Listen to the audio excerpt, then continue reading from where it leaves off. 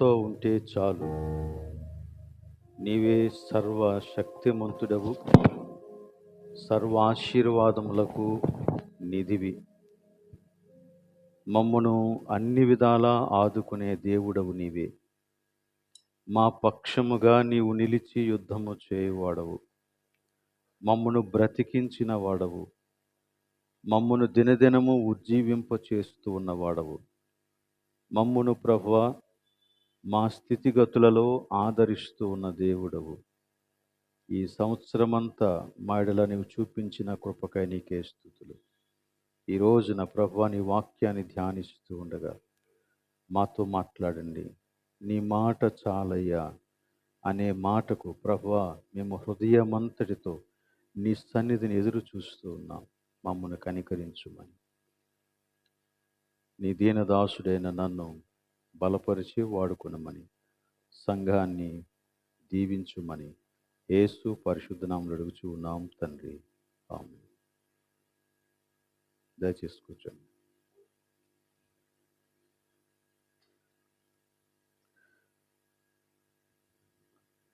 ప్రభువైన యేసుక్రీస్తు నామములో మీకందరికీ శుభములు. ఈ ఉదయకాలమున అనగా 2024వ సంవత్సరం ఆఖరి నెల ఆఖరి ఆదివారం ఆరాధనలో మనమందరం పాల్గొనే కృపను దేవుడు మనకి అనుగ్రహించినందులకు నేను దేవుణ్ణి స్తుతిస్తూ ఉన్నాను. ఈ సంవత్సరానికి మనం ఒక అంశాన్ని పెట్టుకున్నాం. అదేంటండి? వాక్యాభ్యాస సంవత్సరం. సో గనక ఈ సంవత్సరపు చివరి దినాల్లోనికి వస్తూ ఉండగా వాక్యాన్ని ఎంతవరకు అభ్యసించాం అనే విషయాన్ని పరీక్ష చేసుకోవటం అవసరం. ఎందుకంటే చాలాసార్లు చాలా కార్యక్రమాలకి థీమ్స్ ఉంటాయి, కానీ థీమ్ అలంకారప్రాయంగా మిగిలిపోతూ ఉంటుంది. నిజానికి చెప్పాలంటే థీమ్ ఈజ్ అవర్ గోల్, అదే అచీవ్మెంట్.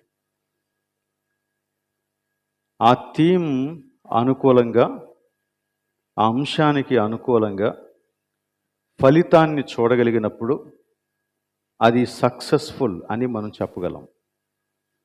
సో ఈ 2024వ సంవత్సరం నీ జీవితంలో సక్సెస్ఫుల్ అని చెప్పడానికి మన దగ్గర ఏముంది? ఇది మనం ఆలోచించుకోవాల్సినటువంటి విషయం. ఈరోజు ఆదివారం అయితే మధ్యలో ఒకరోజు గ్యాప్ ఇచ్చి మరలా మనం ఎల్లుండి కలుస్తాం. ఇక్కడే ఈ ఆలయంలోనే. ఈ ఆలయంలో కలిసినప్పుడు అది సంవత్సరానికి ఆఖరి రోజు. అది రాత్రి మీద మనం కలుస్తూ ఉంటాం. ఎందుకు అంటే అర్ధరాత్రి నూతన సంవత్సరం మనం చూడకుండా వచ్చేస్తుందేమో అని. కాదు. సంవత్సరాన్ని మనం కృతజ్ఞతతో ఎదుర్కోవాలనే ఉద్దేశంతో మనం దేవుని సన్నిధిని రాత్రిపూట గడుపుతూ ఉంటాం. మంచిది. కనుక 31వ తేదీ రాత్రి వాచ్ నైట్ సర్వీస్లో జరిగేటువంటి కార్యక్రమం కేవలం సాక్ష్యాలకు, ప్రార్థనలకు, అలాగనే కొన్ని ప్రత్యేకమైనటువంటి పాటలకు మనం అవకాశాన్ని ఇస్తాం. ఆ రోజున ఎటువంటి పోటీలు జరగవు. కాబట్టి 10 గంటలకి ప్రారంభమవుతుంది. 12 గంటల వరకు ఆ కార్యక్రమం జరుగుతుంది. కాబట్టి తగిన రీతిగా సిద్ధపడి రావాలని నేను కోరుతూ ఉన్నాను. సాక్ష్యాలు అన్నప్పుడు కేవలం 2 నిమిషాలు, మహా అయితే 3 నిమిషాలకి మీ సాక్ష్యాన్ని కుదించుకోండి. సాక్ష్యాలు అన్నప్పుడు నేను ఇందాక చెప్పినట్లు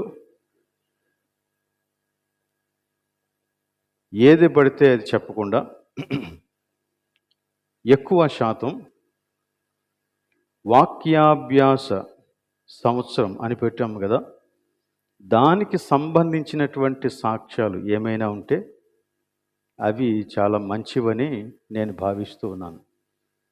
ఈ సంవత్సరంలో ఏ వాక్యాన్ని నేను అభ్యసించటానికి ప్రయత్నం చేశాను, లేక నా జీవితంలో వాక్య ధ్యానాల ద్వారా ఎటువంటి మార్పు కలిగింది అనే విషయాన్ని గురించి సాక్ష్యం చెప్పటం అనేది అవసరం.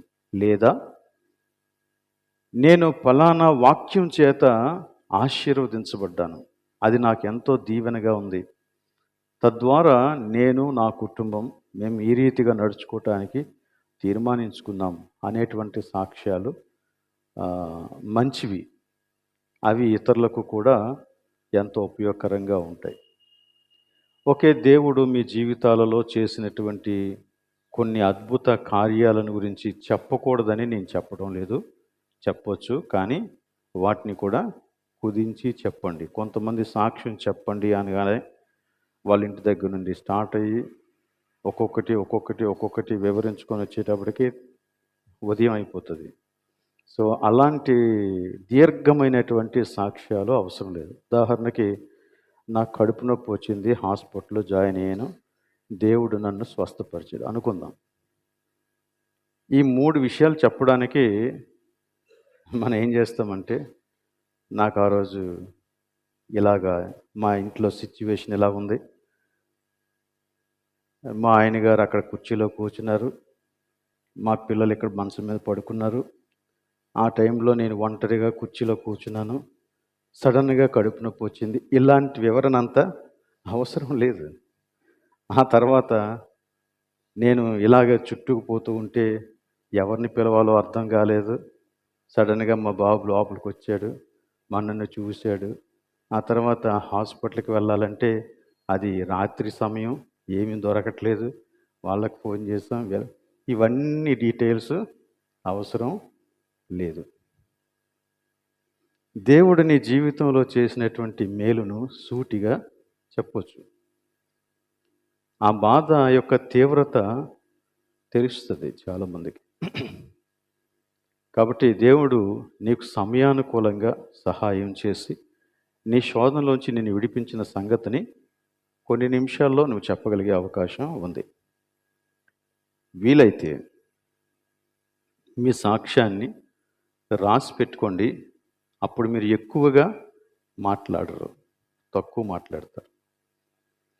అలాగనే వీలైతే మీరు ఏదైతే రాసి పెట్టుకున్నారో అది ఒక కాపీ నాకు ఇవ్వండి. నేను మీకు ఏమైనా సహాయం చేయగలిగితే సహాయం చేస్తాను. ఓకేనా?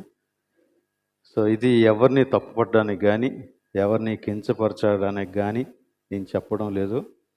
ఎక్కువ మందికి అవకాశం ఉండాలంటే మనం ఆ రీతిగా చెయ్యక తప్పదు. దేవుణ్ణి మనం స్తుతించడానికి, ఆరాధించడానికి ఈ విధానాలు పాటిస్తే మంచిదని నేను భావిస్తూ ఉన్నాను. సో వాచ్ నైట్ సర్వీస్లో మనము దేవుని యొక్క సన్నిధిని ఆకాంక్షిస్తూ ఎదురు చూస్తాం గనక చెప్పబడిన సాక్ష్యాలను బట్టి, అలాగనే మన యొక్క జీవితంలో ఆత్మ పరిశీలన చేసుకున్నప్పుడు మనకు కలిగినటువంటి వాటన్నిటిని బట్టి దేవునికి ప్రార్థన చేయటానికి కూడా అనేక మంది సిద్ధపడి రండి. ఒకవేళ సడన్గా మీలో ఎవరైనా ఒకరు పురుషుల్లో నుండి ప్రార్థన చేయండి అని అంటే గ్యాప్ రాకూడదు. నేను ప్రార్థన చెయ్యాలి అనేటువంటి మనస్సుతో మీరు రండి. లేక స్త్రీలలో ఒకరు ప్రార్థన చేస్తారు అనగానే గ్యాప్ రాకూడదు. ఒకరు ముందుకొచ్చి ప్రార్థన చేయగలిగే సిద్ధపాటు ఉండాలి. అలా ప్రార్థన చేయటం, దేవుణ్ణి స్తుతించటం మనం చేయాలి. అలానే మనం ఒకరిని ఒకరం ప్రోత్సహించుకుందాం, దేవునిలో ప్రోత్సహించుకుందాం, సంతోషంగా ఉందాం. దేవుడు మన యొక్క జీవితాలను ఆశీర్వదిస్తాడు.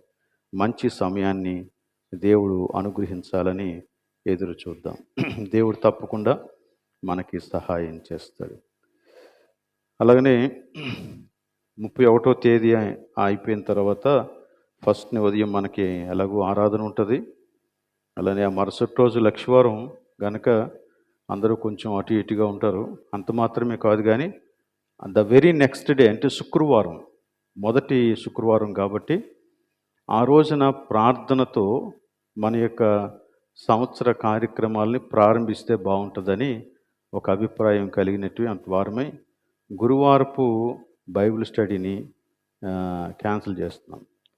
శుక్రవారం నుండి స్టార్ట్ అవుతాయి అన్నమాట కార్యక్రమాలన్నీ కూడా. సో శుక్రవారం గురించి నేను ఎందుకు చెప్తున్నానంటే, ఆ రోజు ఉపవాస ప్రార్థనా దినం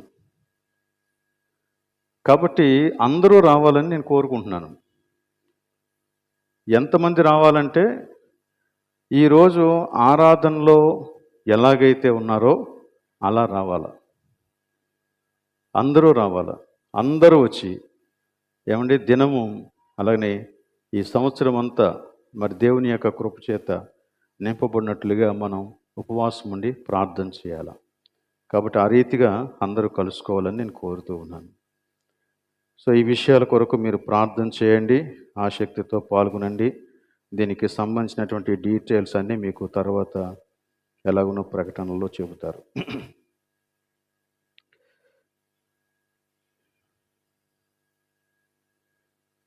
వాక్యాభ్యాసానికి మూలమైనది ఏంటి అంటే వినుట. ఏంటండి? వినుట. వినుట అనేది ముఖ్యమైనది. ఈరోజు మనం 2 వాక్య భాగాలు చదువుకున్నాం. ఆ 2 వాక్య భాగాలను ఉద్దేశించి మనం దేవుని యొక్క వాక్యాన్ని ధ్యానం చేద్దాం. మత్తయి సువార్త 13వ అధ్యాయం మొదటి 9 వచనాలు చదివాం. నిజానికి ఆ అధ్యాయం అంతా చదివితే అసలు దాని యొక్క సందర్భం మనకి అర్థమవుతుంది. యేసుక్రీస్తు సముద్ర తీరమున ఉన్నాడు. బహుజన సమూహాలు ఆయన దగ్గరకు వచ్చారు. కాబట్టి ఆయన ఏం చేశాడంటే దోణి ఎక్కి కూర్చున్నాడు. చాలా ఉపమానాలు చెప్పాడంట. ఉపమానాలు, అనేకమైన ఉపమానాలతో వారికి బోధ చేశాడు. అందులో ఒక ఉపమానాన్ని మనం చదివాం. ఈ చదవబడినటువంటి ఉపమానం మనకి బాగా పరిచయం ఉన్నటువంటి ఉపమానం ఇది. బహుశా మీరు చాలాసార్లు చదివి ఉంటారు, ఇందులో నుండి వాక్య ధ్యానాలు వినుంటారు, మీరు కూడా వ్యక్తిగతంగా చేసుంటారు, లేక మీరే చెప్పుంటారు. ఈ ఉపమానం అంత ఎక్కువగా క్రైస్తవ లోకానికి పరిచయమైనటువంటి ఉపమానం ఇది. ఉపమానాలు లేకుండా యేసుక్రీస్తు ఏ బోధ చేయలేదు అని చెప్తూ ఉన్నాడు. ఆయన ఉపమానాలు చేస్తూ ఉపమానాల ద్వారా ఆధ్యాత్మిక సత్యాలను, దేవుని యొక్క సత్యాలను లోకానికి తెలియజేశాడు. ఈ ఉపమానంలో ఉన్నదంతా ఏంటి అంటే, విత్తేవాడు బహుశా ఒక వ్యవసాయకుడు విత్తనాలు పట్టుకొని వెళ్ళి విత్తనాలు విత్తాడు. విత్తినప్పుడు కొన్ని త్రోవ ప్రక్కన పడ్డాయి, కొన్ని ఎక్కువ మన్ను లేని రాతి నేలన పడ్డాయి, మరికొన్ని ముండ్ల పొదల్లో పడ్డాయి, కొన్ని మంచి నేలలో పడ్డాయి. ఆ తర్వాత విషయం ఏంటంటే, త్రోవ ప్రక్కన పడినటువంటి విత్తనం వెంటనే ఆకాశ పక్షులు ఎత్తుకొని పోయాయి. ఎక్కువ మన్ను లేని రాతి నేలను పడినటువంటి విత్తనాలు మొలిచేయి కానీ వేరు లేనందున మాడిపోయాయి. అలాగనే ముండ్ల పొదల్లో పడినటువంటి విత్తనాలు కూడా మొలిచేయి, ఎదిగాయి, కానీ అణిచివేయబడ్డాయి. సో ఫలింపు లేదు. కానీ మంచి నేలను పడినటువంటి విత్తనాలు చక్కగా ఫలించాయి. ఆ ఫలింపును గురించి 30 అంతలుగాను 60 అంతలుగాను 100 అంతలుగాను ఫలించెను అని చెప్పబడింది. ఓకే, ఇక్కడ మనకి 4 నేలలు కనిపెడుతూ ఉన్నా ఈ 4ంటిని 2 భాగాలే చేయాలని నేను అనుకుంటున్నాను. ఎందుకంటే ఈ 2 భాగాలు, ఒకటి ఫలింపు లేని నేల, ఇంకొకటి ఫలించిన నేల. అంతే, ఈ 2 భాగాలే. ఉండటానికైతే 4 నేలలు ఇక్కడ కనపడుతున్నాయి, కానీ అందులో 3 రకాలైనటువంటి నేలలలో ఫలింపు లేదు, కేవలం ఒక రకమైనటువంటి నేలలో మాత్రమే ఫలింపు ఉంది. అందుచేత వీటిని 2 భాగాలు చేస్తే ఫలింపు లేని నేల, ఫలింపు కలిగినటువంటి నేల, లేక ఫలించినటువంటి నేల. సో ఫలింపు లేని నేలలో ఏంటి కలుపుతాం మనం? త్రోవ, రాతి నేల, ముండ్ల పొదలు కలిగినటువంటి నేల. వీటిని గురించి మనకి బాగానే తెలుసు. ఈ ఉపమానంలో మెయిన్ థింగ్ ఏంటి అని అడిగితే, విత్తనము కాదు, ఫలింపు కాదు, లేక విత్తువాడు కాడు. ఈ 4 రకాలైనటువంటి నేలల్లోనూ విత్తబడినటువంటి విత్తనం ఒకటే. అంటే ఒకే రకమైనటువంటి విత్తనం విత్తబడింది. విత్తినవాడు కూడా ఒకడే, కానీ ఫలింపులో తేడా ఉంది. దీనికంతటికి ఈ ఉపమానంలో మెయిన్ సబ్జెక్ట్ ఏంటి అంటే వినుట. వినుట అనే దానిని గురించి బోధించటం కొరకు యేసుక్రీస్తు ఈ ఉపమానాన్ని చెప్పాడు. దేవుని యొక్క వాక్య సత్యాలను ఫలించాలి అంటే వినాలి. ఇది యేసుక్రీస్తు చెప్పాలనుకున్నటువంటి సత్యం. వినేవారు ఆంతర్యంలోనికి దానిని స్వీకరించి ఒక మంచి ప్రవర్తనతో ఫలిస్తారు. ఇది జరగవలసినటువంటి విషయం.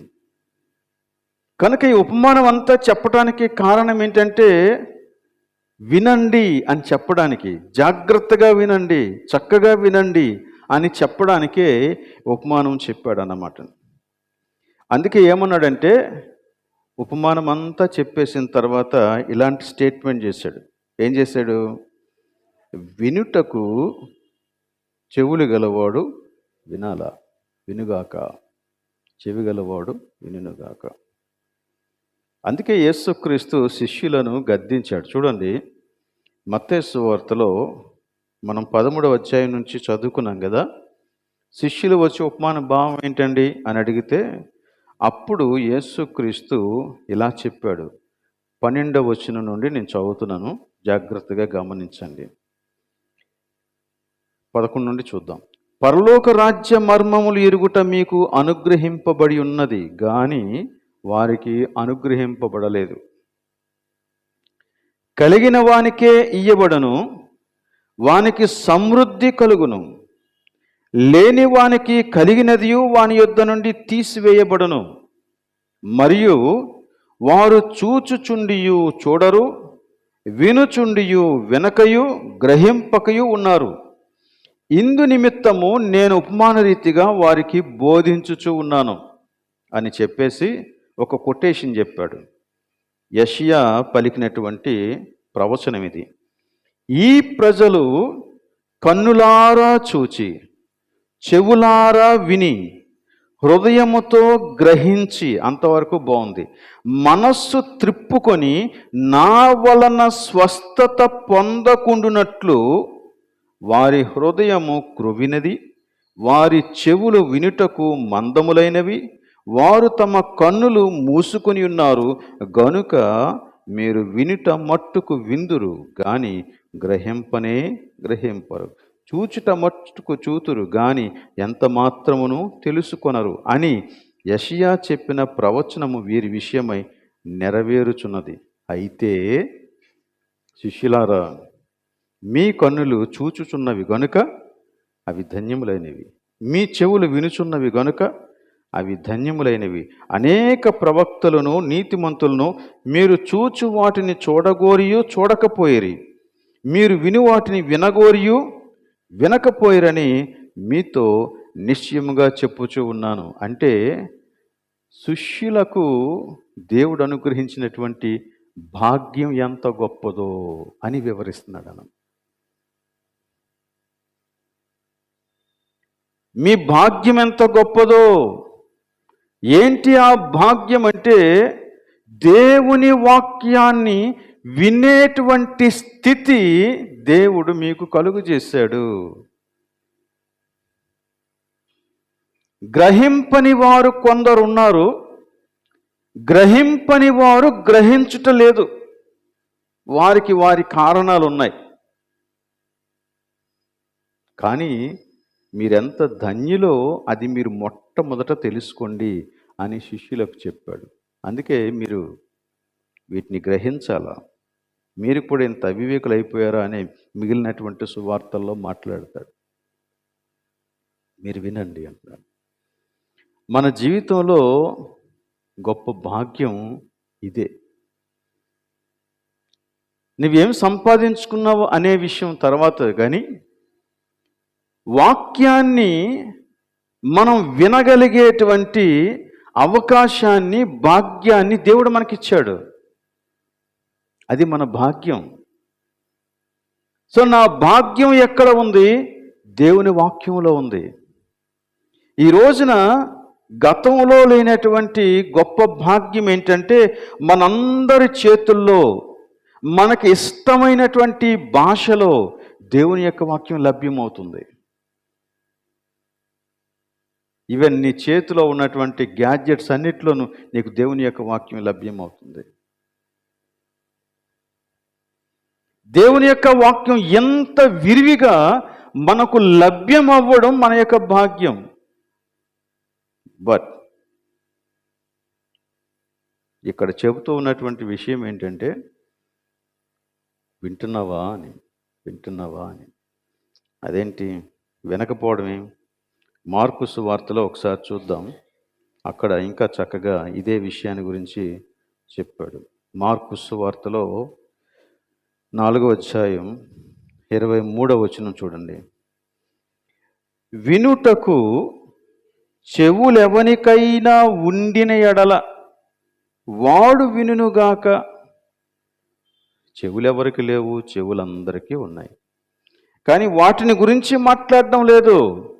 చెవులుంటే సరిపోదు వినటానికి, ఆ చెవులకు వినే లక్షణం ఉండాలా. అది అందుకే ఇక్కడ ఏమన్నాడంటే, వినుటకు చెవులెవనికైనా ఉంటే వాడు వింటాడు. అందరూ వినరు. కాబట్టి వినేవారు ఈ విషయాన్ని చాలా జాగ్రత్తగా తెలుసుకోవాలి. చూడండి, ఆ క్రింద వచనంలో ఇంకొక మాట చెప్పాడండి. మరియు ఆయన మీరేమి వినుచున్నారో జాగ్రత్తగా చూచుకోండి. మీకేం వినపడుతుంది? మీ చెవులకు దేవుని వాక్యం వినపడుతుందా? రకరకాలైనటువంటి శబ్దాలు, రకరకాలైనటువంటి మాటలు, రకరకాలైనటువంటి అభిప్రాయాలు వినపడుతూ ఉన్నటువంటి తరుణంలో దేవుని వాక్యం నీకు వినపడుతుందా?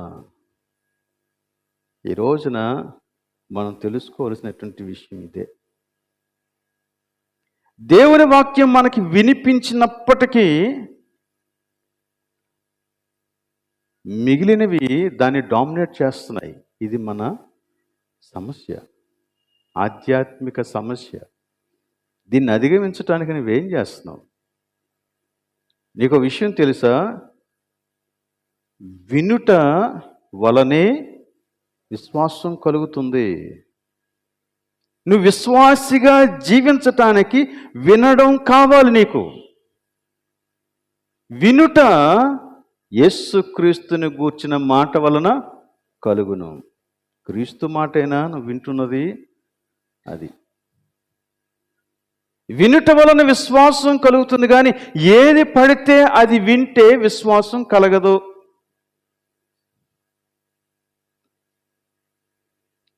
మోషే నాయకత్వంలో కనాను దేశానికి ప్రయాణమై ఆల్మోస్ట్ వచ్చేసారు. కనాను దేశానికి 40 సంవత్సరాలు వారు అరణ్యంలో నడవలసిన అవసరం లేకుండా వెంటనే వచ్చేసారు.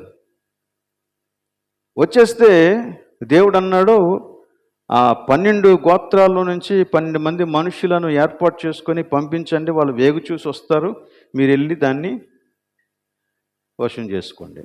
స్వాధీనపరుచుకున్నాను. వెళ్ళారు.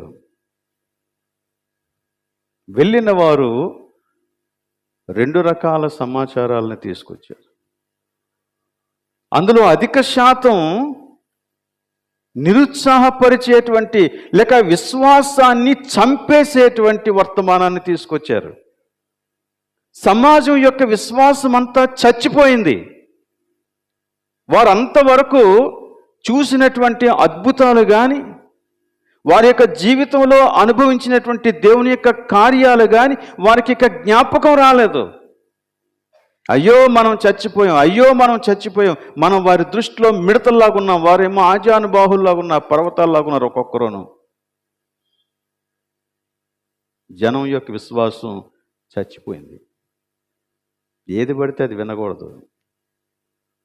యెహోషువ, కాలేబు వారిద్దరూ మాత్రం నిజమైన సమాచారం తీసుకొచ్చారు. కానీ ఎవరు విన్నారు? ఎవరు విన్నారు? ఎవరు వినలే. కాబట్టి మాటలు వినపడుతున్నాయి, సమాచారం వినపడుతుంది. బట్ నీ విశ్వాసాన్ని పెంచే మాట ఒక్కటే. అదేంటంటే దేవుని మాట, వాక్యంలోని మాట. అందుకని వాక్యాభ్యాసం అవసరం. దేవుని మాట వినేటువంటి లక్షణం మన దగ్గర ఉందా? లూకా సువార్తలో ఇదే ఉపమానాన్ని చెబుతూ ఆయన ఆ లాస్ట్ స్టేట్మెంట్ ఇంకొకలా చెప్పాడు. చూడండి, లూకా సువార్త 8వ అధ్యాయం 18వ వచనం. ఎవరైనా చదవండి.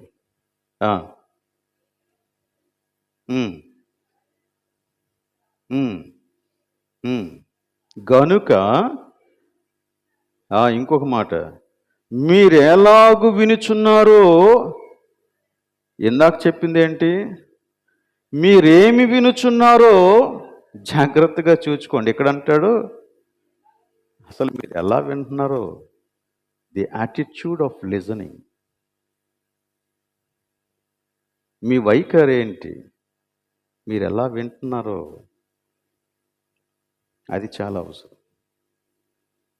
మార్కు సువార్త, మత్తయి సువార్త, లూకా సువార్త ఈ ముగ్గురు కూడా ఈ ఉపమానాన్ని రాశారు. ఎందుకు అంటే వినుట అనే ఒక విషయాన్ని గురించి క్లియర్గా చెప్పటం కొరకు. యోహాను అయితే ఉపమానాన్ని రాయలేదు, కానీ ఆయన వినుట గురించి చాలా చక్కగా వ్రాసాడండి. వినుటను గురించి చాలా చక్కగా వ్రాశాడు. యేసుక్రీస్తు దేవుని యొక్క సన్నిధిలో ఆయన యొక్క వాక్యము అంచెలంచెలుగా ప్రతి దానిని మనకి చాలా స్పష్టంగా అర్థమయ్యేలాగా మాట్లాడుతుంది. ఏది మర్మం కాదు. అర్థం చేసుకోగలిగితే ఏది మర్మం కాదు. యోహాను సువార్త 18వ అధ్యాయంలో ఒక మంచి మాట చెప్పాడు. 3వ వచనం. యోహాను సువార్త 10:3. యోహాను సువార్త 10వ అధ్యాయం 3వ వచనం. అతనికి ద్వారపాలకుడు తలుపు తీయును, గొర్రెలు ఏం చేస్తాయి? అతని స్వరము వినును.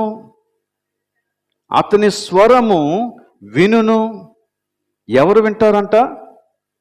ఎవరు వింటారంట? గొర్రెలు. అంటే ఎవరు?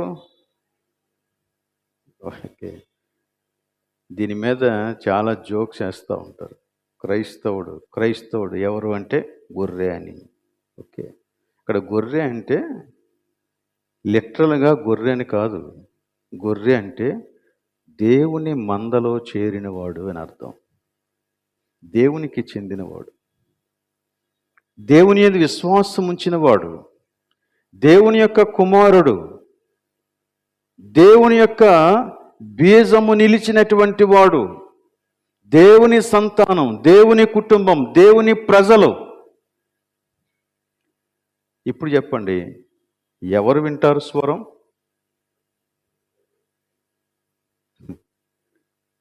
దేవునికి చెందినవాడు దేవుని మాట వింటాడు, దేవుని స్వరం వింటాడు. అందరూ వినరు. అందుకే వినుటకు చెవులు గలవాడు వినుగాక అని అంటే దాని యొక్క అర్థం ఏంటంటే, ఎవరైతే దేవునిని ప్రేమిస్తారో, ఎవరైతే దేవునిని వారి యొక్క జీవితంలో అంగీకరించారో, ఎవరైతే దేవుని దగ్గరికి వస్తారో, దేవుని యొక్క మందలో చేరారో, దేవునితో ఆ రిలేషన్షిప్ ఉందో, వారు మాత్రమే దేవుని మాట వింటారు, మిగతా వాళ్ళు వినరు. దీని గురించి ఇంకా చాలా చెప్పాడు.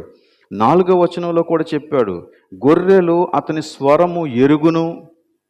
అలాగనే 16వ వచనంలో మనం చూస్తే అక్కడ కూడా నా దొడ్డివి కాని వేరే ఈ దొడ్డివి కాని వేరే గొర్రెలను నాకు కలవు, వాటిని కూడా నేను తీసుకొస్తాను, అవి నా స్వరము వినును.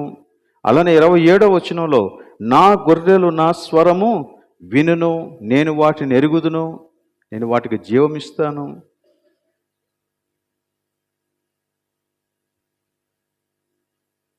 సో వినుట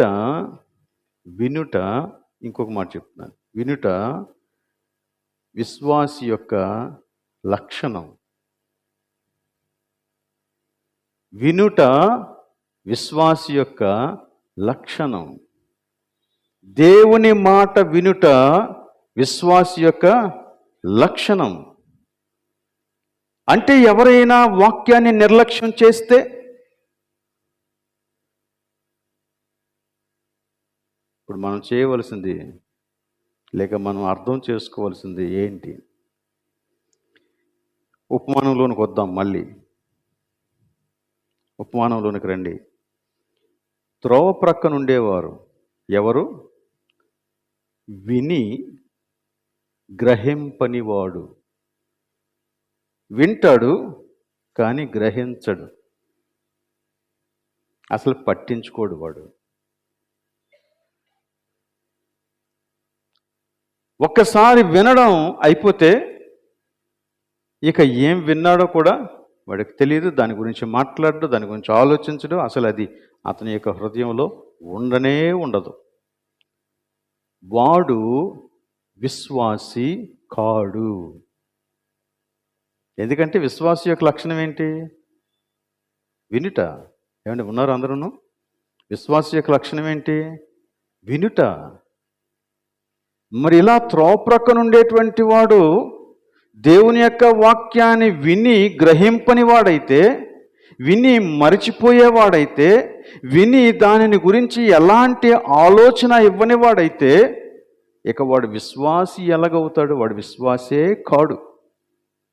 ఇది విశ్వాసులలో రకాలను గురించి మాట్లాడడం లేదు, అవిశ్వాసులకు విశ్వాసులకు మధ్య ఉన్న తేడాను గురించి మాట్లాడుతున్నాడు. గమనించండి. మనం చాలాసార్లు ఏమనుకుంటామంటే 4 రకాలైనటువంటి విశ్వాసులు ఉంటారు అనుకుంటాం. 4 రకాలైన విశ్వాసులు ఉండరు. విశ్వాసి ఒక రకంగానే ఉంటాడు, 4 రకాల విశ్వాసులు ఉండరు. నువ్వు విశ్వాసివా? దేవుని మాట వినే లక్షణం నీలో ఉంటుంది. నువ్వు విశ్వాసివి కాదా? నువ్వు ఎంత మాత్రము దేవుని వాక్యాన్ని వినవు. అదే చెప్పాడు ఇక్కడ. సో 4 రకాలైన విశ్వాసులను గురించి కాదు, కానీ అవిశ్వాసులకు విశ్వాసులకు మధ్య ఉండేటువంటి తేడా ఏంటి అంటే, వారు వినరు, నువ్వు వింటావు, అంతే తేడా. ఎందుకో తెలుసా? కొరింథీ పత్రికలో క్లియర్గా చెప్తాడు. మొదటి పత్రిక 2వ అధ్యాయం 14వ వచనంలో, దేవుని మాటలంట, దేవుని సంగతులంట ఆత్మానుభవము చేత తెలుసుకోవాలంట. అవిశ్వాసకి ఆత్మానుభవం ఎక్కడిది? అందుకే వాడు దాన్ని గ్రహించడు. విశ్వాసకే ఉంటుంది ఆత్మానుభవం. విశ్వాసకే ఉంటుంది రక్షణానుభవం. రక్షింపబడిన వ్యక్తికే ఆత్మానుభవం ఉంటుంది. ఆత్మానుభవము చేత వాక్యాన్ని విని దాన్ని గ్రహిస్తాడు. అవిశ్వాసకి ఆ అనుభవం ఉండదు కాబట్టి వాడికి వాక్యానికి ఏమి సంబంధం ఉండదు, ఏమి సంబంధం ఉండదు. ఈ మధ్య గోడలకు వేసే పెయింట్లు కొన్ని వస్తున్నాయి, మంచి పెయింట్లు. వాటిని గురించి అడ్వర్టైజ్మెంట్స్ కూడా చూపెడతాడు. మామూలు పెయింట్ వేస్తే ధూళి వచ్చినప్పుడు దానికి అతుక్కుంటుందట, కానీ ఆ పెయింట్ వేస్తే ఎంత దుమారం లేగినా అస్సలు అంటుకోదంట ధూళి. అలాంటి పెయింట్ ఒకటి హృదయానికి వేసేసుకుంటే వాక్యం ఇంక అంటది. ఇంకా అలా వేసేసుకున్నారు. అందువలన ఏమవుతుందంటే ఆలయంలోనికి వచ్చి కూర్చున్నప్పుడు వాక్యం పడతా ఉంటుంది, లేవగానే జారిపోతూ ఉంటుంది.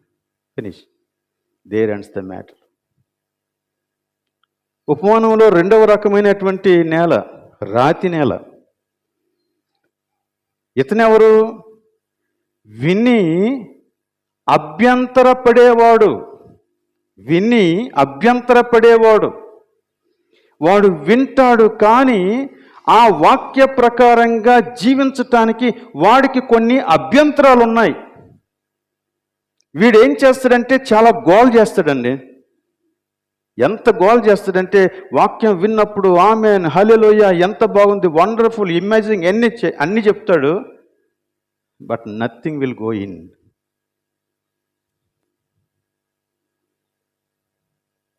ఎంతమందితోనో చెప్పేస్తాడు. ఇక సేవకులను పొగిడేస్తాడు అన్నమాట. వీడు మీరే ఉండాలి సార్, కానీ నథింగ్ హ్యాపెన్స్.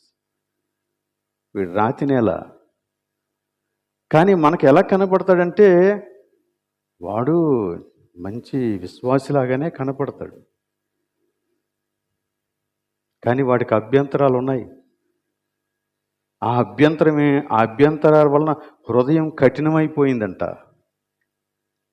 సో వాక్యం లోతుగా నాటబడడానికి వాడు అవకాశం ఇవ్వడు.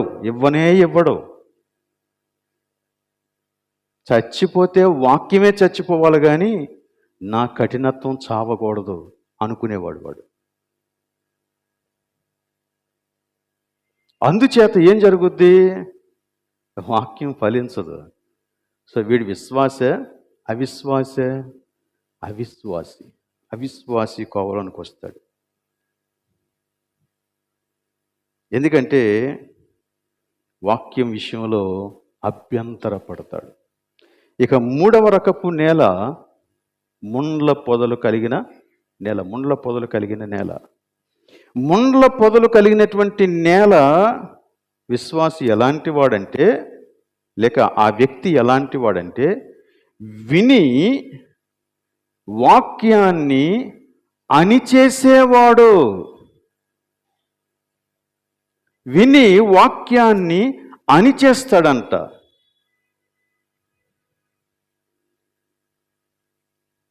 ఇష్టపూర్వకంగా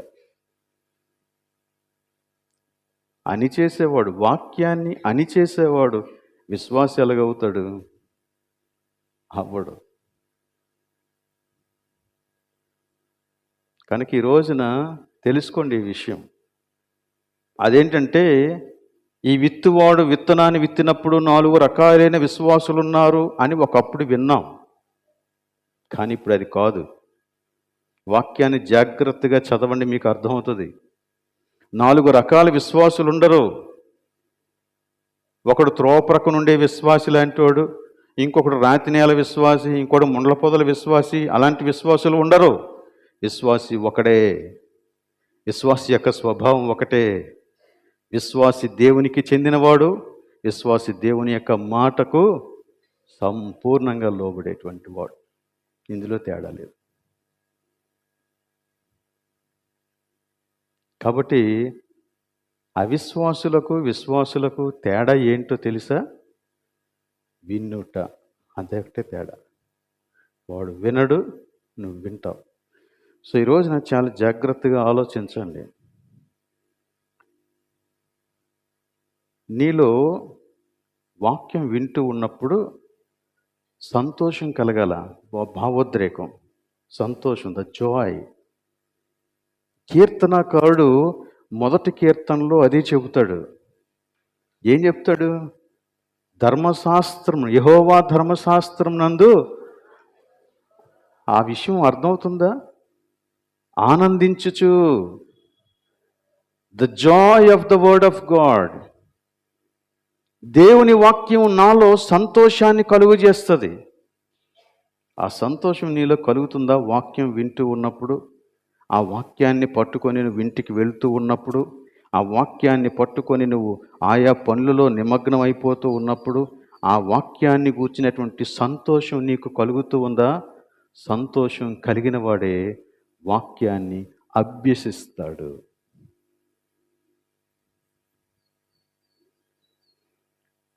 ఇదంతా ఆలోచించిన తరువాత అసలు ఇంతకీ వినుట అంటే ఏంటి అని డిక్షనరీ చూశానండి. వినుట అంటే ఏంటి? దానికి డిక్షనరీలో జనరల్ డిక్షనరీ, బైబిల్ డిక్షనరీ కాదు, జనరల్ మీరు చూసినా కనబడుతుంది. ఆయన ఏమన్నాడంటే it is a critical process, లేక ఎ కాంప్లెక్స్ ప్రాసెస్ అన్నాడు. సంక్లిష్టమైనటువంటి ప్రక్రియ.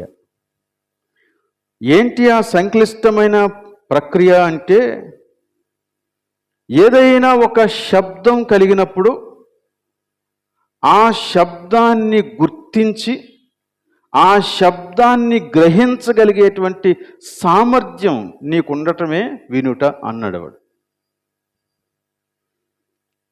దీని ప్రాసెస్ ఏంటి ఇంతకీ?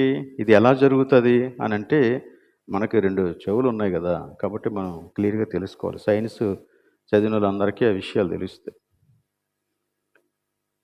బాహ్య నిర్మాణం ఒకటి ఉంది, అంతర్నిర్మాణం ఇంకోటి ఉంది. మనకి బయటికి బాహ్య నిర్మాణం కనపడుతుంది, కానీ అంతర్నిర్మాణం కనపడదు.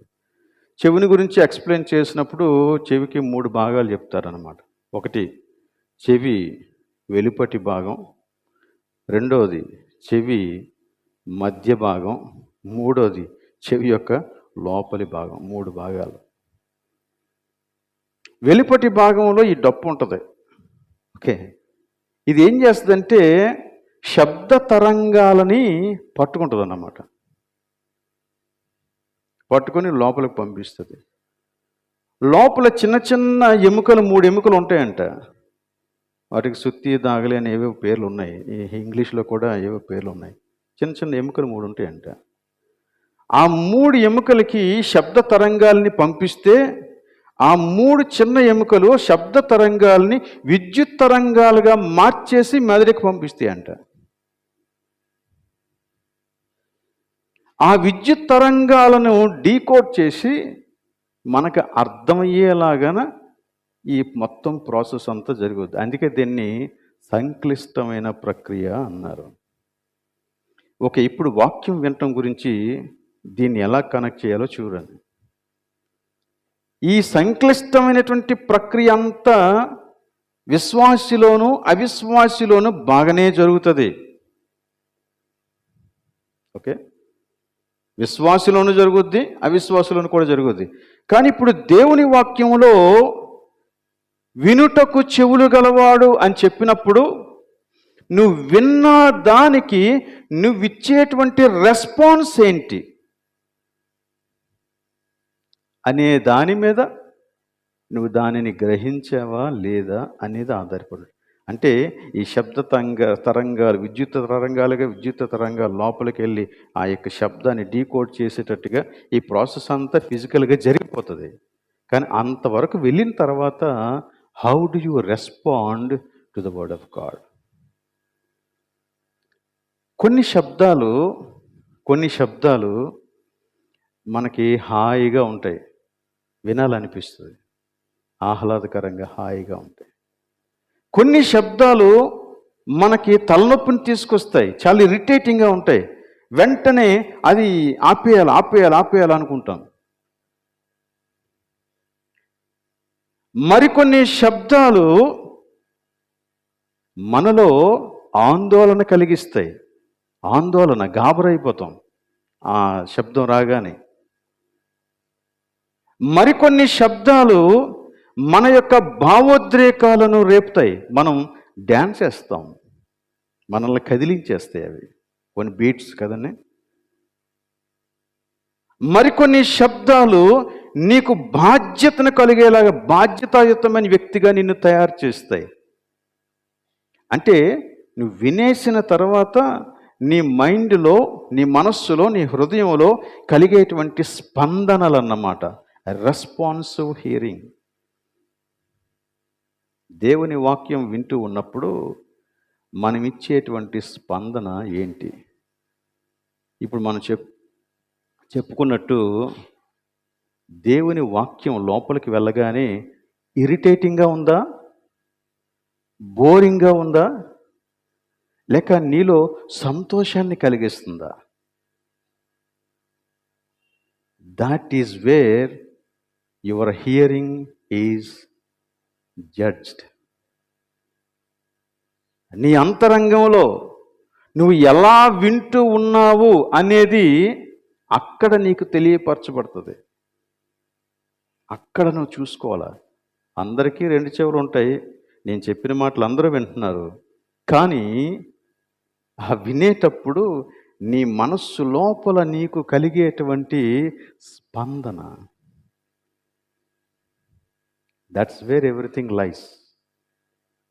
అక్కడే ప్రతిదీ కూడా నీకు అర్థమవుతుంది. అక్కడ గనక ప్రింట్ అయితే, అక్కడ గనక నువ్వు విధేయత చూపించగలిగితే ఇక ఆ జీవితం యొక్క తీరు చాలా వేరుగా ఉంటుందన్నమాట.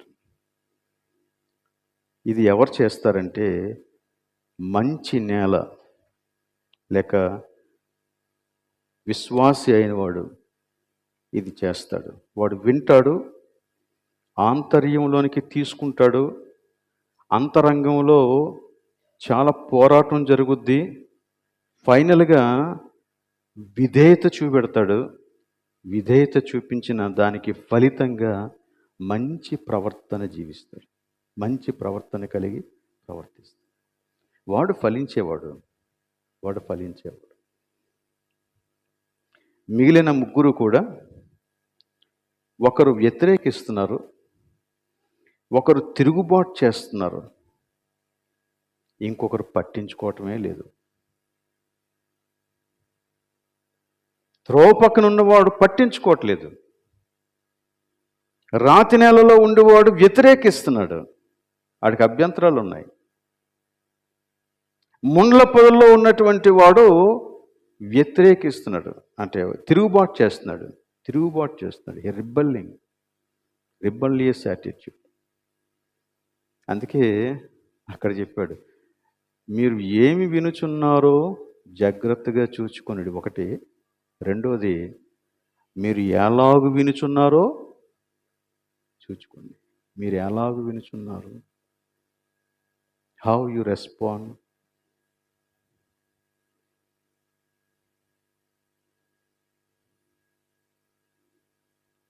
ఇరవై 26వ వచనం, యోహాను సువార్త 10వ అధ్యాయం 26వ వచనం చూడండి. అయితే మీరు నా గొర్రెలలో చేరిన వారు కారు గనుక మీరు నమ్మరు. గొర్రెలలో చేరినవాడు వింటాడు, ఎరుగుతాడు, నమ్ముతాడు, నమ్మి అభ్యసిస్తాడు. బట్ గొర్రెలలో చేరనివాడు, అనగా దేవుని మందలో చేరనివాడు, దేవుని వాడు కానివాడు, దేవుని పక్షంగా ఉండనివాడు, వాడు వినడు, దేవుని స్వరం వాడు ఎరగడు, దేవుని మాట వాడు నమ్మడు. కాబట్టి ఆయన జీవిత విధానం వేరుగా ఉంటుంది. సో ఇంతకాలం 2024వ సంవత్సరం ప్రారంభం నుంచి 12 నెలలు, అంటే 365 రోజులు, 52 వారాలు, ఇంకా మధ్యలో ఎన్నోసార్లు. అలానే ఒకవేళ వేరు రిసోర్సెస్ ద్వారా రోజు వింటున్నారేమో. నీ వాక్యాభ్యాసం ఎంతవరకు వచ్చింది? మనం ఎక్కడున్నాం? ఈ 2 కోవలలో అవిశ్వాసుల జాబితాలోనే ఇంకా ఉన్నామా, లేక విశ్వాసుల జాబితాలో ఉన్నామా?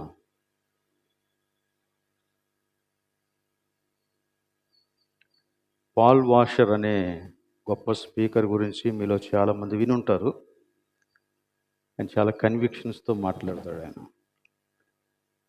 ఆయన ఒకసారి ఇలా చెప్పాడు.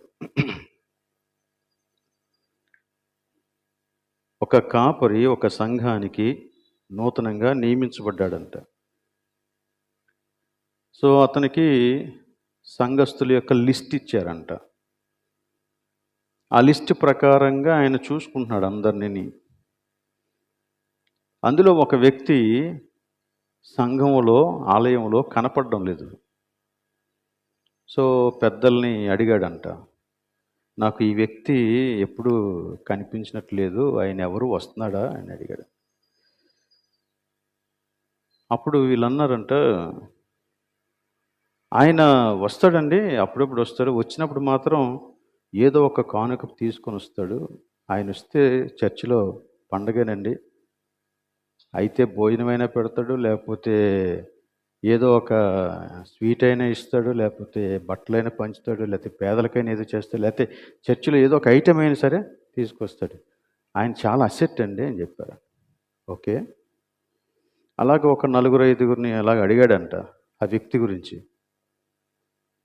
అడిగితే అతని యొక్క క్యారెక్టర్ అంతా తెలిసిపోయింది.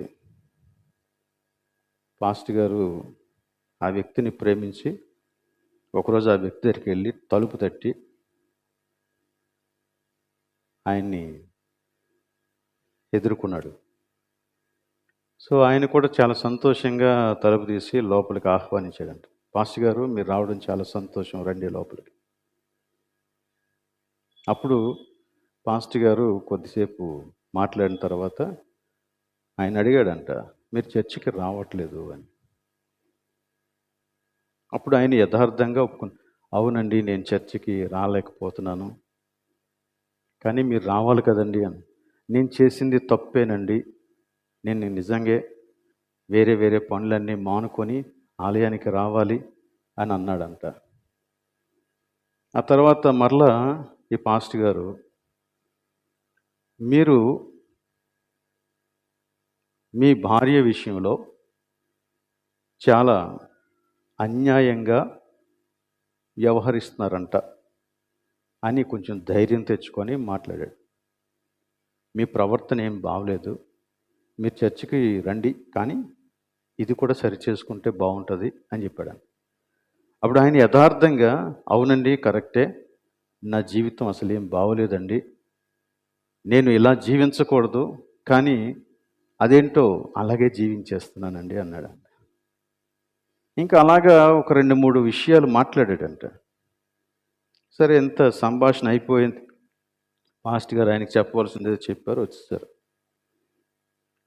ఆ తర్వాత ఒక అకేషన్ వచ్చింది, ఏదో అతను లోపలికి వచ్చాడు ఆరాధనలో. ఆరాధనకి రాగానే సంఘస్థులందరూ కూడా ఆయనకి అభినందనలు తెలియజేస్తూ, దేవుని స్తుతిస్తూ, ఈరోజు మన యొక్క సో అండ్ సో వచ్చారు, చాలా సంతోషం అని ఏదేదో చెప్తున్నారంట.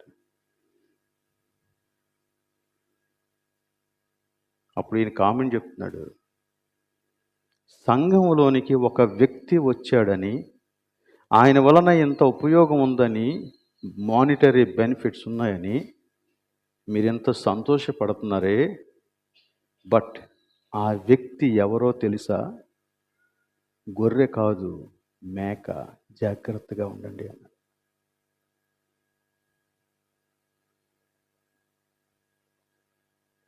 మనం ఏది చెప్పినా దానికి తలొప్పేవారు చాలామంది ఉంటారు, కానీ అందరూ వాక్యాన్ని అంగీకరించేవారు కారు.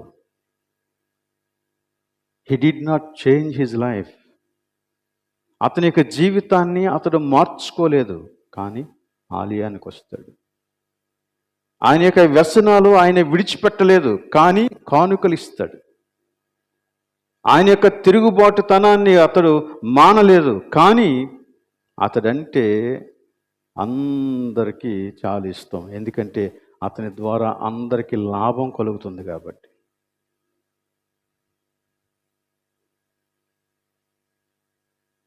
ఆ వ్యక్తిని ఒకవేళ నేనే అయితే, ఇట్ ఈస్ వెరీ డేంజరస్.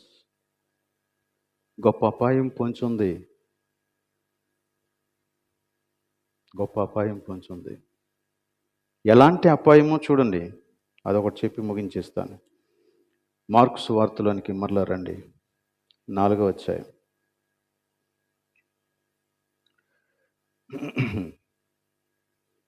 25వ వచనం. కలిగిన వానికి ఇయ్యబడును, లేనివానికి కలిగినదియు వాని యొద్ద నుండి తీసివేయబడును. దీన్ని లోక ఇంకొంచెం మీనింగ్ఫుల్గా చెప్పాడు. ఒకసారి అది కూడా చూద్దాం. ఇందాక మనం చదివిన వాక్యమే 8:18. కలిగిన వానికి ఇయ్యబడును, లేని వాని యొద్ద నుండి ఏంటది? తనకు కలదని అనుకొనున్నది కూడా తీసివేయబడును. యాక్చువల్గా అతని దగ్గర ఏమి లేదు, కానీ ఉందని అనుకుంటున్నాడంట. నాకు వాక్యం తెలుసు అనుకుంటున్నాడంట. నాకు దేవుని యొక్క చిత్తం తెలుసు అనుకుంటున్నాడంట. నేను దేవుని వాడను అనుకుంటున్నాడంట. నేను పలానా సంఘంలో సభ్యుడిని అనుకుంటున్నాడంట. But are you in the family of God? Do you have any relationship with Jesus? Do you have that joy when you are meditating? దేవుని కుటుంబంలో నువ్వు ఉన్నావా? అసలు యేసుతో నీకు సంబంధం ఉందా? దేవుని వాక్యాన్ని ధ్యానిస్తున్నప్పుడు ఆ సంతోషాన్ని అనుభవించగలుగుతున్నావా? దాన్ని అభ్యసించటానికి నీలో నుండి ఒక పట్టుదల, ఒక తీవ్రమైన సమర్పణ, ఒక అంకిత భావం కలుగుతుందా? Is there that spirit leading? ఉంటే నీవు ధన్యుడవు. లేదంటే ఈ రోజున మీరు ఎలాగు వినుచున్నారో జాగ్రత్తగా చూచుకొనుడి. దేవుడి వాక్యాన్ని దీవించునిగాక. ప్రార్థన చేద్దాం.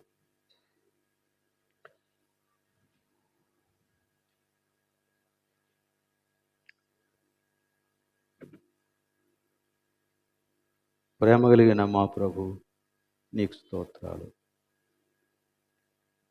నీ వాక్యం ద్వారా మీరు మాతో మాట్లాడుతున్న ప్రతి సత్యాన్ని బట్టి నీకు స్తుతులు చెల్లిస్తూ ఉన్నాం. నీ వాక్యాన్ని విని ఆ ప్రకారము మా జీవితాలలో దానిని అంగీకరించిన వారమై అభ్యసించటానికి మాకు సహాయం దయచేయండి. ఒకవేళ ప్రభువా మాలో ఎవరైనా ఇంకా అవిశ్వాసుల జాబితాలో ఉన్నట్టుగా ప్రవర్తిస్తూ ఉన్నట్లయితే తండ్రి కనికరించండి ప్రభువా, సహాయం దయచేయండి.